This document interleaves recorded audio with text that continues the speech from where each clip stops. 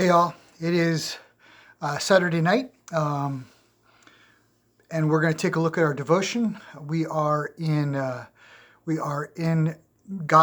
Matthew's Gospel. Today is October 24th. Tomorrow will be October 25th, and that will make it the 21st Sunday after Pentecost in year A of the church year. So we're going to take a look at a sort of familiar passage today that comes from Matthew's Gospel. Kind of getting ready as we get close to the end of the church year. We have just a couple Sundays in November because Advent starts the very last Sunday of November. So this will be the last. This is the last Sunday in October, so there's 4 Sundays. And one of those is Christ the King. So 3 more Sundays in Year A's ordinary time, then with Christ the King, and then we start Advent, Year B, on November 29th. So we're kind of coming to the end of this, and we find ourselves in Matthew's Gospel. Reading through this lectionary reading, and it comes down to this. But when the Pharisees heard that he had silenced the Sadducees, last week they were talking about the resurrection, and Jesus like, why are you asking about the resurrection when you don't believe in the resurrection? So Jesus had kind of put the Sadducees, who didn't believe in the resurrection, in their place. So he says, but when the Pharisees heard that he silenced the Sadducees with his reply, they met together to question him again. Now, I don't know if the met together means that the Pharisees and the Sadducees met together, or whether just the Pharisees decided that they were going to trap him. Don't know exactly how that works, but let's take a look at this. One of them, an expert in the religious law, tried to trap him with this question. Teacher, what is the most important commandment in the law of Moses? And Jesus replied, you must love the Lord your God with all of your heart, with all your soul, and with all your mind. This is the first and greatest commandment. A second is equally important. Love your neighbor as yourself. The entire law and all the demands of the prophets are based on these 2 commandments. And then, surrounded by the Pharisees, Jesus asked them a question. What do you think about the Messiah?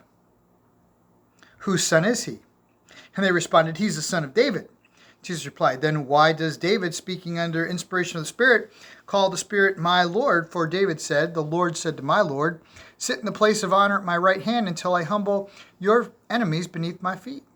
Since David called the Messiah my Lord, how can the Messiah be his son? And then the Pharisees, and then it goes on to say, no one could answer him, and after that, no one dared to ask him any more questions.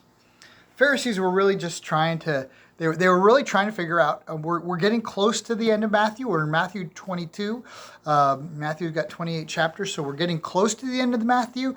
And the Pharisees are trying to figure out how they're going to trap Jesus so that they can ultimately try him and then kill him.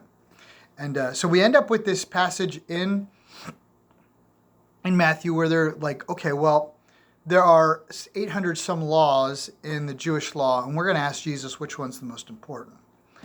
Not in addition to all their laws that they had put around the law.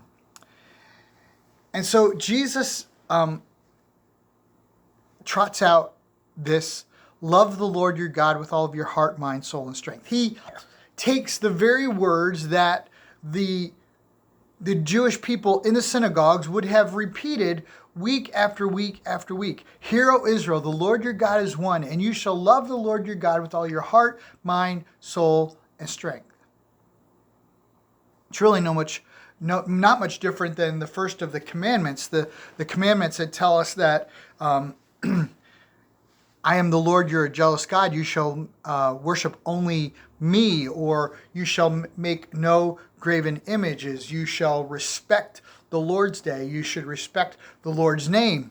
And so these are all this idea of loving the Lord our God with all of our heart, mind, soul, and strength. The first 4 commandments are all about loving the Lord our God with all of our heart, mind, soul, and strength. But Jesus adds one second. He kind of pulls out from Leviticus, you shall love your neighbor as yourself, which, if we look at the 10 commandments, if the first 4 commandments are about loving God with all of our heart, mind, soul, and strength, the second set of commandments, 5 through 10, are all about loving our neighbor as ourself, with commandment number 5 kind of being a bridge, but showing us that we should honor our parents, and even that is loving our fellow person as ourselves, because we should honor our fathers and mothers. So Jesus kind of like lays the smack down on them. He says there are 2 great commandments. One, and the best, is to love the Lord your God with all your heart, mind, soul, and strength. And the second is like it, to love your neighbor as yourself. And I've been, we've been looking at James in our own church service, and you come to James 1:27. I'm going to talk about James 1:27 tomorrow. Pure and lasting religion in the sight of the fathers is to take care of the widows and orphans in their distress, loving your neighbor as yourself, and to keep yourselves from being corrupted by the world, to love the Lord your God with all of your heart, mind, soul, and strength. So these 2 commandments are very, very much linked to the 10 commandments, to James, to other places in the scriptures. And so the Pharisees aren't satisfied with trapping him with that. And so Jesus says, okay, I got a question for you. Since you couldn't answer my question, since you thought I wasn't going to be able to answer your question, I got a question for you. He says, who am I? Who am I? Whose son is the Messiah? We're told in John's gospel that the Son, that Jesus, the Messiah, is the Son of God. In the beginning was the Word. The Word always existed. And the Word became flesh and dwelt among us.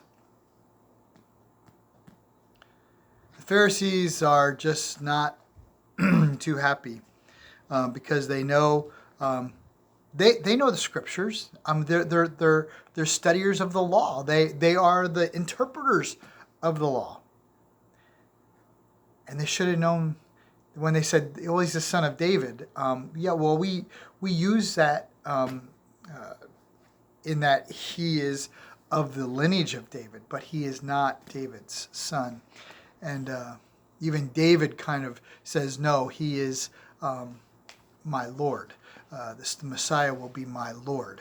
And so he really kind of lays the smack down on them, and they just kind of like, okay, that's enough. We're done here.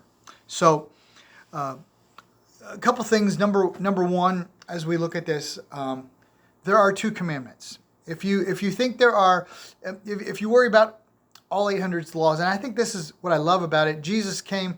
I did not come to destroy the law, but I came to fulfill the law. And there are 2 laws here that we need to remember. Number 1, to love the Lord our God with all of our heart, mind, soul, and strength. Jesus said that. Number 2, that is to love our neighbor as ourselves. It's that simple. Simple in theory, difficult in practice. Because Jesus is the Messiah, the Son of God. And he's come to set his people free.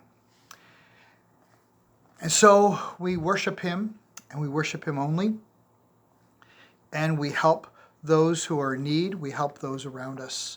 We love them as we would love ourselves. I hope you have a great Sunday worship tomorrow, as depending on where you are, who knows, I don't know what your particular pastor's preaching, but if you, from the lectionary, if your church uses the lectionary, you'll at least have a kind of heads up what the gospel reading is going to be tomorrow. So have a great evening. Good night. God bless.